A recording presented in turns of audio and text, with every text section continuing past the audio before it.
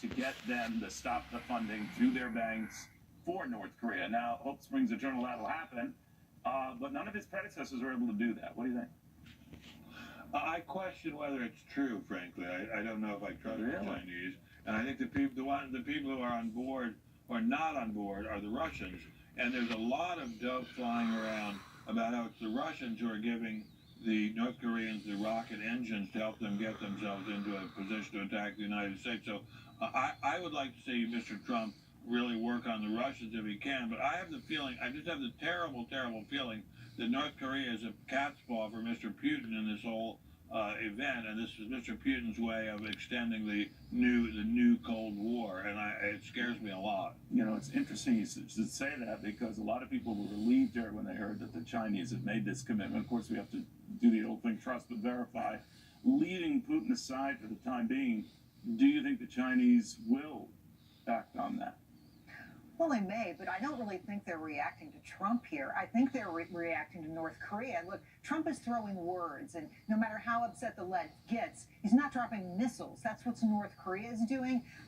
Let's see, in the last 12 weeks, 5 missiles, the last over Japan's territories. So that's what these folks are responding to, and they should be, because this is aggression. You know what's odd about it, though, Charlie Gasparino, is that what if North Korea is just unbound, going rogue, and answering to no one? Because hours after this promise on the part of the Chinese, and Ben Stein's right, we'll have to verify this, but they're talking about, testing, hydrogen device over the Pacific Ocean. Oh, that's a brilliant point. I agree. Mine or Ben Stein's? Yours. That's better. I just argued you the day before, and I didn't say you're brilliant. Sure. But no, but it is a great point. And here's something else we should all keep in mind. What did Steve Bannon say right before? I might have even been the reason why he got fired. He gave that interview to the American Prospect where he said something very interesting. He said, if we engage militarily with North Korea, it's almost game, set, match for South Korea. They're going to destroy it with conventional weapons. Forget about nuclear weapons. What Steve Bannon said is, if you're going to really sit there and threaten them with force, be prepared for something really, really bad to happen. I will say this. I like what Donald Trump said. I have no problem with him belittling that creepy little dictator in North Korea. But if you start drawing lines in the sand, this guy, we were talking about this before. Yeah. He surpassed every line you drew in the sand. So now he calls him out and says, we're going to destroy you, right? He's now threatening a hydrogen bomb in the middle of the ocean. What are you going to do then when he does that? You're going to say, we're going to destroy you again? Would that be a provocative act? Adam, what do you think? Well, you're gonna group me with the New York Times and Iran and whoever else. We did that years ago. Okay, good. Sorry, we know where we stand. Right. I think that Big fucking joke, everything. Crossed a very serious line, which is, I've said this before.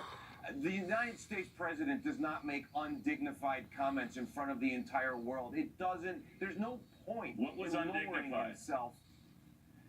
Calling somebody names is juvenile and isn't helpful. What is Rocket Man a name? I mean, Elton John didn't seem to mind. Yes, Rocket Man is meant to be belittling, and if as you brought up, Neil, if this guy's response is to set off an atmospheric hydrogen test, then I don't think it will have been no, Neil did. I don't think it will have been a very good idea to have provoked him that way. No, I did. Was more in response to, I think, the Chinese, right? I mean, you could make the argument here that... You can make the argument so I can get a show. Chinese, let's say, give the benefit of the doubt. The H-bomb is after Howard Stern. He seems to be getting crazier.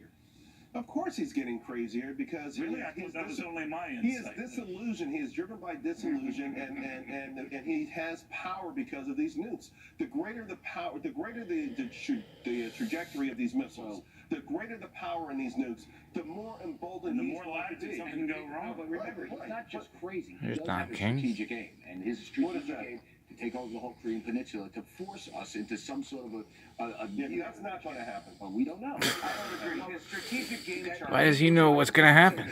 Okay, you force a rat in a corner. Generally, they're going to fight. Oh, they're going to love that. By doing what Trump is doing, by turning up the rhetoric, you're forcing him to do something crazy. Now, I Maybe disagree. that's right. He doesn't have to. He doesn't, the guy, let's first of all, So when he does a hydrobomb, he didn't just start his missile program now. His grandfather started this. This is an extensive policy. What do we do when he Hold on blows off the one second. hydrobomb?